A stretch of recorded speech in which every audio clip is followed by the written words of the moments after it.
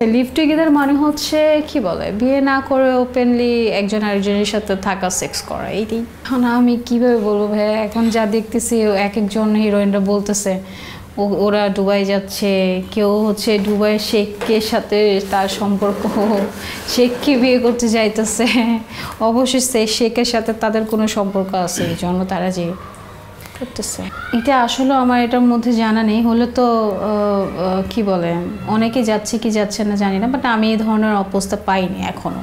তো ওই হিসেবে আমার মনে হচ্ছে না যাওয়া হবে আমার।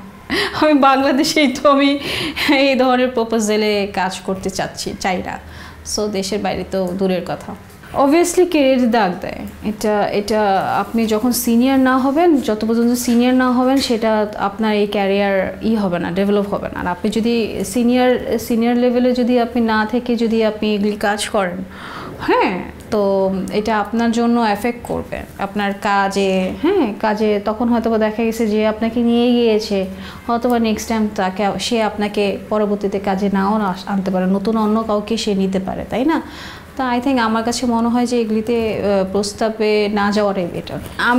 আমি দেখেছি যে হ্যাঁ, এরা দুবাইতে কাজ করতেছে, ইভেন খুব ভালো পশভাবে করতেছে, লিড করতেছে, ইভেন সবাই ওদেরকে নিয়েই কাজ করতেছে।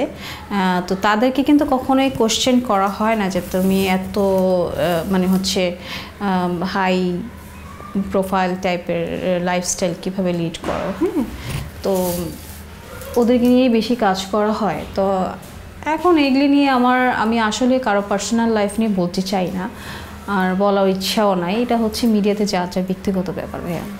আচ্ছা, লিভ টুগেদার মানে হচ্ছে কি বলে বিয়ে না করে ওপেনলি একজন আরেকজনের সাথে থাকা সেক্স করা এইটাই।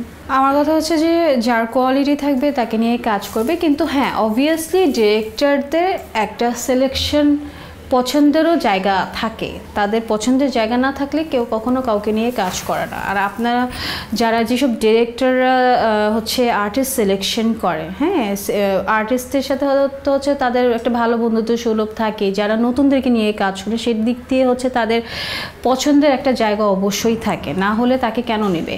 তাকে নিয়ে হচ্ছে অনেকে বলে যে হ্যাঁ অভিনয় জানে বা সে স্ক্রিন টেস্ট দিয়েছে, দেন হচ্ছে তাকে সিলেকশন করার পর তারপর হচ্ছে তাদেরকে কাজে নেওয়া হয়েছে। কিন্তু আমি অনেক জায়গায় অনেক পরিচিত ডিরেক্টরদেরকেই দেখেছি যে তারা তাদের পছন্দের মডেলস বা আর্টিস্টকে মানে চুজ করে দেন হচ্ছে তাকে 1 সপ্তাহ 2 সপ্তাহ গ্রুমিং করিয়ে তারপর হচ্ছে তাকে স্ক্রিনে নিয়েছে। বাকিটা হচ্ছে ডিরেক্টরের উপর ডিপেন্ড করে একটা আর্টিস্টকে কিভাবে সে হচ্ছে ক্যামেরাতে প্রেজেন্ট করবে। হ্যাঁ, তো কেউ হচ্ছে কোনো মডেলসই হচ্ছে যদি কেউ যদি হাতে করে শিখে একে রেডিমেড হয়ে যদি স্ক্রিনে আসে, তো সেটা তো হচ্ছে অলরেডি আর্টিস্ট, সে ডিরেক্টর প্রডিউসার আমাকে কি নায়িকা বানাবে? হ্যাঁ, আমি যদি রেডিমেডই হয়ে আসি। হ্যাঁ, তো অবভিয়াসলি একটা ডিরেক্টর প্রডিউসারের হচ্ছে একটা আর্টিস্টকে তৈরি করার দায়িত্ব তাদের। তো তাদের তো পছন্দের দিক থাকে, যার কারণে অনেক আর্টিস্টরা কাজ করতে পারে না।